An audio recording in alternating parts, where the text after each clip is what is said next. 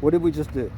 We just saw the Steve Binder documentary, Reinventing Elvis, the making of the 68 comeback special, during its one-time, one-day, one showtime only big screen premiere. It'll be premiering on Paramount Plus for screening on August the 15th. If you didn't get the chance to see it, you're going to love it. There aren't going to be like huge spoilers, but I guess we'll mention some specific things about it. So if you don't want spoilers, don't watch the rest of this. Yeah, what stuck out to me was, some of the behind-the-scenes footage, some of the stuff you don't normally get to see. Yeah, it was really cool to see outtakes of the iconic sets and costumes and familiar images, but things that we hadn't seen before. Some things with Elvis kind of being funny and clowning around in between takes and things like that, which are always really fun to watch. I always enjoy seeing him being funny like that, Yeah.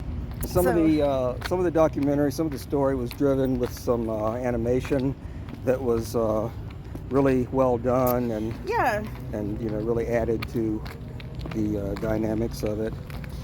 Steve Binder was present with his venerable self. Yes, he is going strong. Really, really always nice to see him. Also, it was really cool. There's interviews with people who were in the audience and some of the dancers who participated in the special. So it's just kind of neat to hear their firsthand perspective. One of the highlights for me is the footage that they show both behind the scenes when they were filming and then current day interviews with Susan Henning. She was the dancer who's in the, the brothel section. Man, I almost had to get up and excuse myself. Yeah. I mean, they managed to get sex into this thing. Yeah, there's some outtakes of them and some close-ups of them when they were filming their section in the brothel part of the comeback special. She also played the mermaid in Love a Little, Live a Little, and they did have an offset affair. Live a Little, Love a Little. Love a Little. Well, yeah, that one. You guys know what I mean. Yeah, they were, they were up close and personal, and they had a romance off camera. And they had a romance on camera. What are you talking about? but the footage, seeing the two of them interact, and it's very flirty. It's interesting. Yeah, because they had to be, they're intimate and faces close and kind of flirting, and I think they were method acting because she looked like she needed a moment when they said cut. I needed a moment when they. Hell, I needed a moment. But so that's definitely worth seeing. Definitely a highlight. Also, this is pretty direct going in on the Colonel. He is overtly, yes. He's overtly referred to as the villain of this here story. Yeah, I mean, that's one thing that I thought was interesting. Bender didn't pull any punches. He just labeled the Colonel the villain. He was the hero. Elvis was the star, and he just unapologetically said what he thought of the Colonel and his treatment of Elvis. And those are the exact labels that they use in the documentary. That's not us paraphrasing or anything like that. Yeah, that's like, shout out to FedEx there, but we're not being paid by them. So we're not being paid by anybody. So what else? So the stuff about the Colonel, I mean, it's not a very flattering portrait of the Colonel, but it's very, very well done. Also, they do a really good job of putting putting the comeback special in context of the times, what was going on in the world, how Elvis fit into that, how the comeback special fit into that. I thought that was very masterfully done.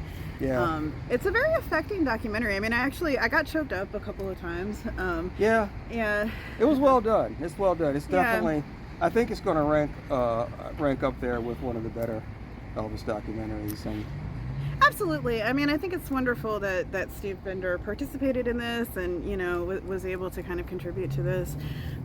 It's a real gift for fans. I felt like it shared some sensibilities with the film too, and I noticed at the end that Baz Luhrmann was actually listed as a creative consultant, and I felt like you could kind of feel that a little bit in the documentary. Yeah, a couple of things seemed Bazian to me, but without like parodying him or anything. I mean, yeah, no, it's a nice companion piece. It felt very Binder too, as a matter of fact. Yeah, it did. Well, the Elvis movie also feels very comeback special, so they kind of complement each other, I think, and it's a nice companion piece to all of the focus that they have about the comeback special in the movie. So I think that these two go nicely together.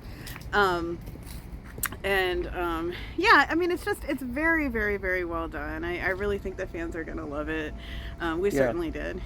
Yeah. So yeah, thumbs up. Definite thumbs up. All right. Definitely thumbs up. And it's a full 2 hours and 10 minutes with some bonus footage that's included at the end. So it's a very comprehensive. You get your money's worth for it. But you'll have to wait for Netflix or wherever it's premiering now. Paramount Plus. Okay. Yeah, Paramount Plus. Because it was a one showing, one day, one time, even all across, at the same time, or time zones not withstanding. And I think it was just to make it eligible for an Oscar. I hope it was, because it's definitely Oscar worthy. Yeah, I thought it was good. Yeah, it's very good, very well done. That's the report from the field.